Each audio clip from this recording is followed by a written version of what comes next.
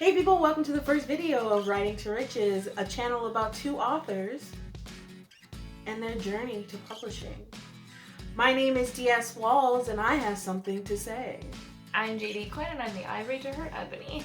Yes. Yes. This being our first video, we thought we'd start where all authors start. Why write? So why I write?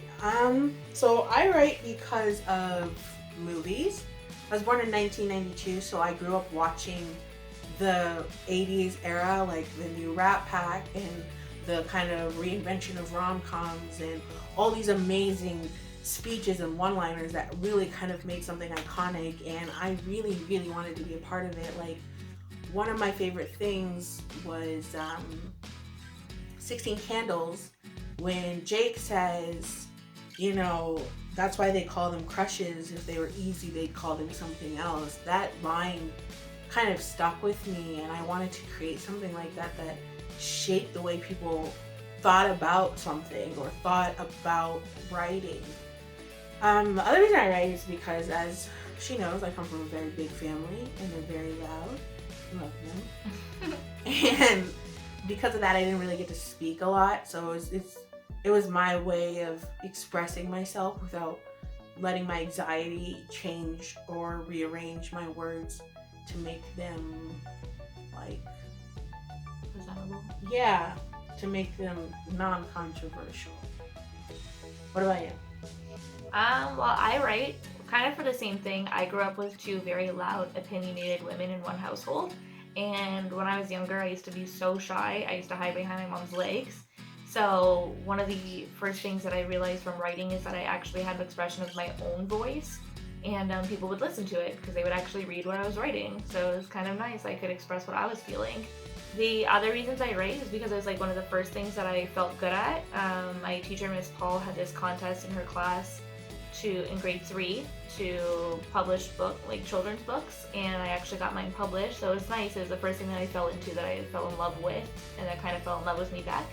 And I also write because I had like a bunch of crazy characters and stuff in my head, and I didn't want to go crazy. Mm-hmm. Have I ever inspired you to write, and why? Yes you have. So my family, the ones that are loud and big, they're also very complimentary. Like, everything I did was amazing. It's why I have the confidence I have today. Like, I could literally paint with my fingers and they thought it was the best thing ever.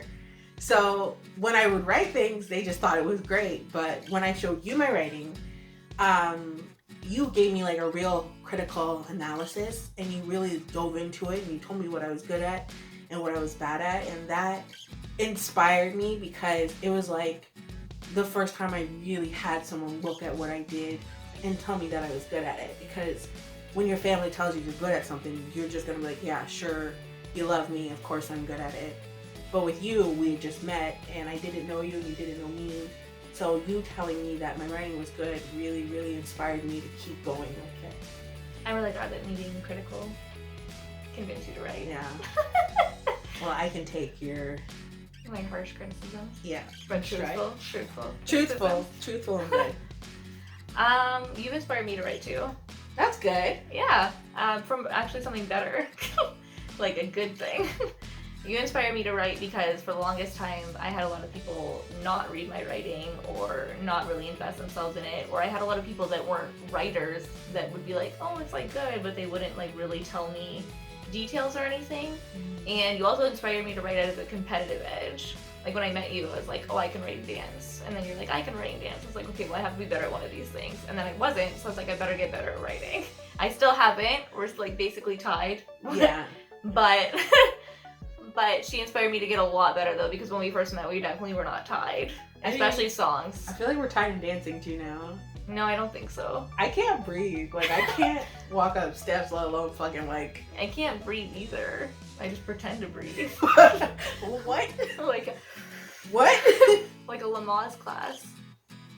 Okay, so we inspired each other, and because of that inspiration, both of our writing has really grown. Mm-hmm. So what do you think, like how do you think your writing has grown? Like, what does it evolve from?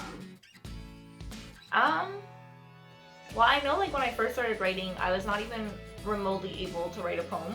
Like, when I first met her, I was writing poems like the dog went to the store, then the dog walked some more, and I thought that was genius. This is legit a poem she wrote. It was actually legitimately a poem she wrote, and I wrote, and I thought it was genius. And for some reason, she keeps telling everyone this poem, like this is the best writing she has. Yeah. She's like, hi, I'm JD Quinn, and this is my poem. I had a dog, and he walked to the store, and then he walked some more. The best part is, like, I've never had a dog that walked to the store. No. And most of my dogs didn't like to walk because I raised lazy, fat animals on purpose.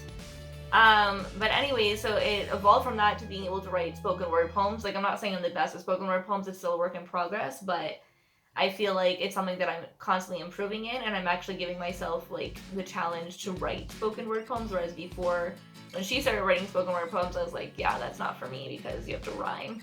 And I found out you actually don't, and that's why I think I got better at it. Like, I think that was, like, where I was like, oh, I can actually write poetry, kind of. She's actually really good at it. I'm okay. We're getting there. No, you're good. Thanks. And we're gonna feature them. Yeah. You're gonna see them. Soon. What about you?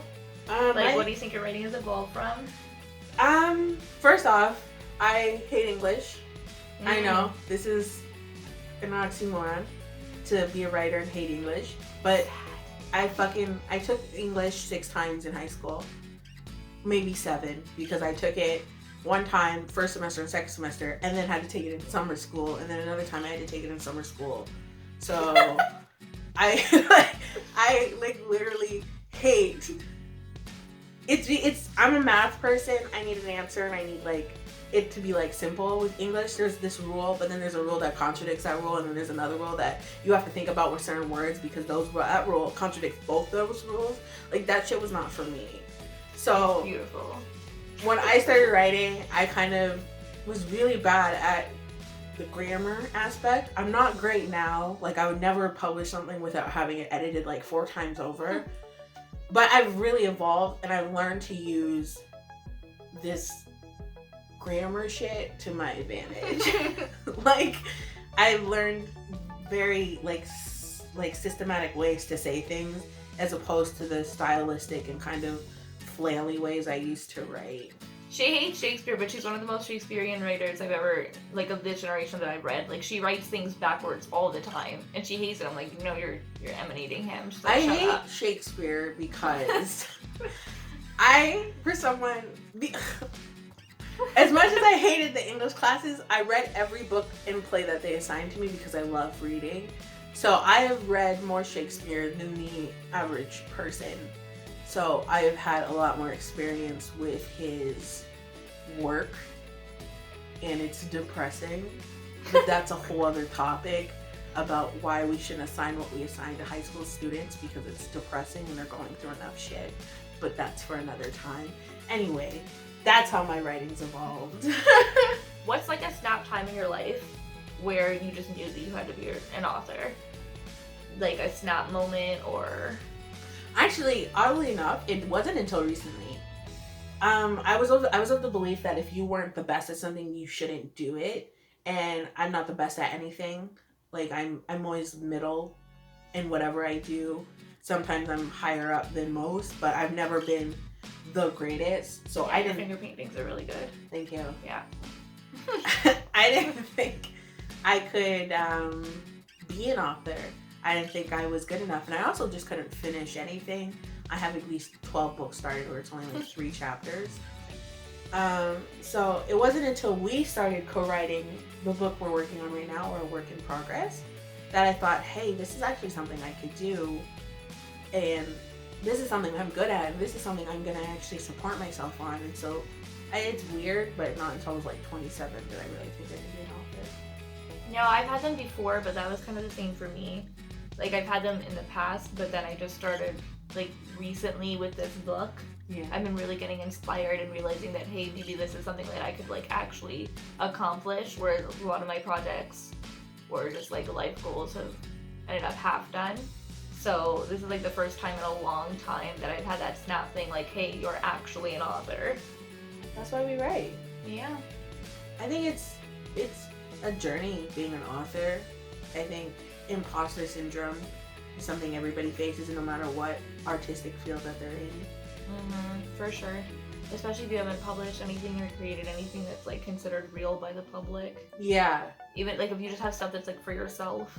I think a lot of our writing has been for ourselves. Yeah. Even our current working project started off as something for ourselves. And the idea of sharing it with the public is a little scary, but the idea that someone is actually going to get to read something we finish is pushing us to finish it. Yeah, it's going to be awesome. We are 10 chapters deep, people, and this is the farthest either one of us has gone. That's so true.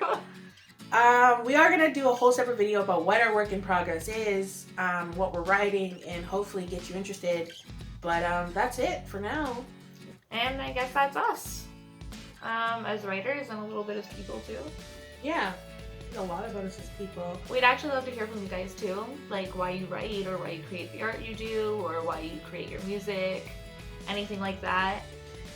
Yeah, definitely what inspired you to start and what inspires you to keep going. Yeah, what kind of things it's helped you through. Yeah. Because obviously like any type of art is a therapeutic technique. If you want to see our type of art, then be sure to check out our vocal pages and also check out us on the gram. I'm lame, but on the gram, because we definitely are going to be posting a lot, and you'll get to kind of get a view of the way that we've written and maybe even the way that we've progressed. But that's all, folks. Catch you on the flip side of the page.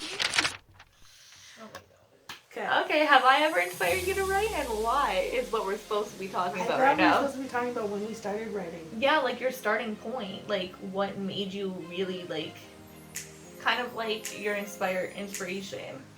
Like the first time you ever wrote something down. Well, I started writing songs. I didn't start writing like books. That's fine. Talk about how you started writing songs. I feel like you're being very aggressive. I feel like that's my personality. Get over it. Have you ever, so you're asking me, have you ever inspired me to write? I guess because you won't talk about when you started writing songs. Alright, got it. Yeah, like what are you doing? We're gonna start with you asking. Okay, asking why you started writing songs. No, have I inspired you to write? Okay. Have I ever inspired you